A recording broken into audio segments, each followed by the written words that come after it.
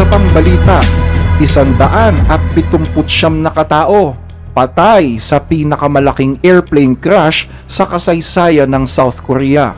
Kahapon, araw ng Linggo, naganap ang pinakamatinding airplane accident sa kasaysayan ng bansang South Korea, kung saan umabot sa 179 ang nasawi nang bumagsak ang tiyan ng eroplano at nagtuloy-tuloy sa runway hanggang sa bumangga ito sa isang pader sa Muan International Airport at sumabog. Ayon sa ulat, ang flight C72216 ng Jeju Air na galing Thailand ay may lulan na 175 pasahero at 6 na crew. Sinubukan pa umano ng eroplano na maglanding bandang alas 9 ng umaga sa timog na bahagi ng South Korea ayon sa ulat ng South Korean Transport Ministry. 2 sa mga crew members nito ang sinuwerteng nakaligtas sa pagsabog at kasalukuyan ng ginagamot sa ospital. Ayon sa Transport Ministry, ito na ang pinakamatinding air accident sa loob ng 3 dekada.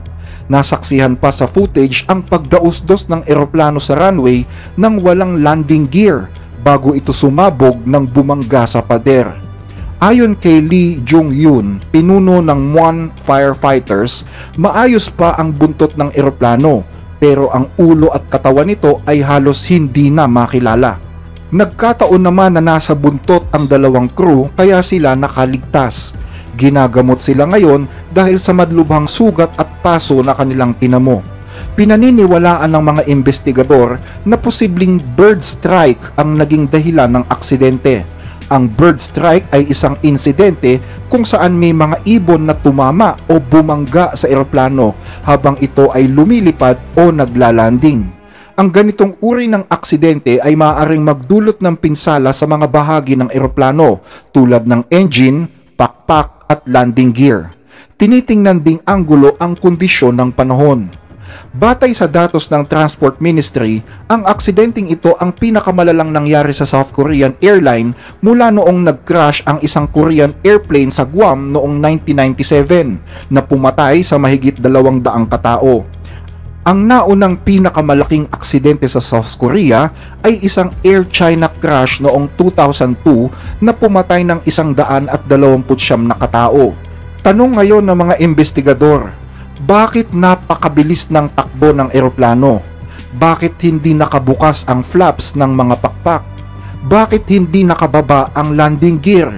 Yan ang mga tanong na palaisipan ngayon kay Gregory Alleghi, isang eksperto sa aviation at dating guro sa Air Force Academy ng Italia. Batay sa Global Aviation Rules, kailangang pangunahan ng South Korea ang investigasyon sa pakikipagtulungan ng National Transportation Safety Board ng Estados Unidos kung saan ginawa ang eroplano. Magiging bahagi din sa investigasyon ang Boeing at ang Federal Aviation Administration. Ilang oras pagkatapos ng insidente, nagtipon ang mga pamilya ng nasawi sa arrival area ng airport. Ang ilan ay umiiyak at nagyayakapan habang namimigay ng mga kumot ang mga volunteers ng Red Cross. Ayon sa mga opisyal, marami sa mga nasawi ang nakatira lang sa malalapit na lugar na bumalik mula sa kanilang bakasyon. Ang mga kamag-anak ay sumisigaw at umiiyak habang inaaanunsyo ng isang medic ang mga pangalan ng mga biktima na natukoy batay sa kanilang mga fingerprints. Isang kamag-anak ang tumayo sa mikropono upang humingi ng karagdagang impormasyon mula sa mga otoridad. Nakalinya ang mga sasakyan ng morgue sa labas upang kunin ang mga katawan, habang isa sa mga otoridad ang nagsabi na nagtayo na sila ng isang pansamantalang morgue. Isa namang opisyal mula sa Transport Ministry ang nagsabi na nagbigay ng bird strike warning ang control tower at pagkatapos nito ay nagdeklara ang mga piloto ng Mayday bago ito lumanding. Batay naman sa ulat ng News One, isang pasahero ang nakapag-text pa sa kanyang kamag-anak at sinabing may ibon na sumabit sa pakpak ng eroplano, sabay sabing, dapat na ba akong magpaalam? Ayon naman kay John Jae-young, kamag-anak ng isa sa mga nasawi, habang pinapanood daw niya ang video ay napansin niyang parang out of control na ang eroplano. Posibleng wala ng choice ang mga piloto kundi gawin ang insidente. Hindi daw siya makapaniwala na namatay ng gano'n na lang ang kanyang anak na babae kung kailan halos pauwi na ito sa kanilang tahanan. Nakikiramay naman ang kumpanyang Boeing sa pamilya ng mga nasawi.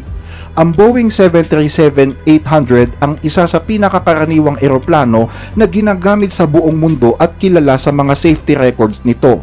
Humingi naman ng paumanhin ang CEO ng Jeju Air na si Kim Ae-bae habang nakayuko sa isang televised briefing. Ayon sa kanya, walang record ng aksidente ang eroplano at walang mga senyales na maaaring mag-malfunction. Ipinahayag din ni Kim na makikipagtulungan ng airline sa mga investigador at ang pagtulong sa mga naulila ang magiging pangunahing prioridad nila. Walang abnormal na kondisyon na napaulat nang umalis ang eroplano mula sa Suvarnabhumi Airport sa Bangkok. Ayon yan kay Kirati Kijmawat, presidente ng Airports of Thailand. Ayon sa Transport Ministry, ang mga pasahero ay kinabibilangan ng 2 Thai national at ang iba ay mga South Koreans na. Ito ang kauna-unahang aksidenteng may namatay na pasahero ang Jeju Air, isang low-cost airline na itinatag noong 2005. Pumapangatlo sa bilang ng mga pasahero sa South Korea maliban sa Korean Airlines at Asiana Airlines. Ang Muan International Airport naman ang isa sa pinakamaliit na paliparan sa South Korea, ngunit naging mas abala ito ng mga nakaraang taon. Inulat ng Yonhap na kanselado na ang lahat ng domestic at international flights sa paliparan pagkatapos ng insidente. Dumating din sa lugar ng aksidente si South Korean Acting President Choi Sang-mok na itinalaga bilang pansamantalang pangulo ng bansa noong Biyernes. Yan ay sa gitna ng patuloy na krisis sa politika at sinabing ilalagay ng gobyerno ang lahat ng kanilang kayamanan para tugunan ang insidente. Nagpadala na rin ng condolence si Thai Prime Minister Paetongtarn Shinawatra sa mga pamilya ng mga nasawi at nasaktan at sinabing inutusan na niya ang Foreign Ministry upang magbigay ng tulong. Hanggang dito ang ating mga balita. Muli ay maraming salamat po sa inyong pakikinig.